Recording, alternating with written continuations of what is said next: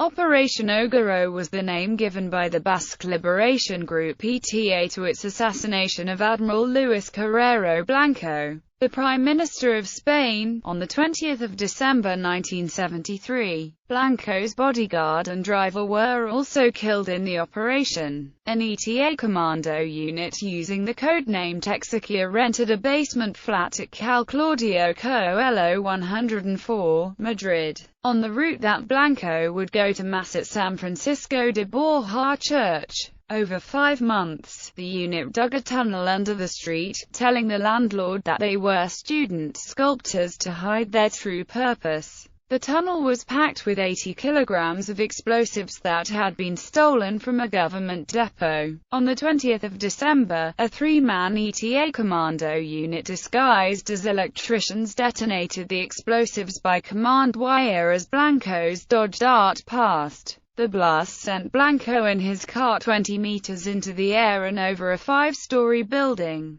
The car crashed to the ground on the opposite side of a Jesuit college, landing on the second-floor balcony. Blanco survived the blast but died shortly afterwards. His bodyguard and driver were killed outright. The electricians shouted to stunned passers-by that there had been a gas explosion, and then fled in the confusion. ETA claimed responsibility on the 22nd of January 1974. In a collective interview justifying the attack, the ETA bombers said, "The execution in itself had an order and some clear objectives." From the beginning of 1951, Carrero Blanco practically occupied the government headquarters in the regime. Carrero Blanco symbolized better than anyone else the figure of pure Francoism, and without totally linking himself to any of the Francoist tendencies, he covertly attempted to push Opus Dei into power. A man without scruples conscientiously mounted his own state within the state.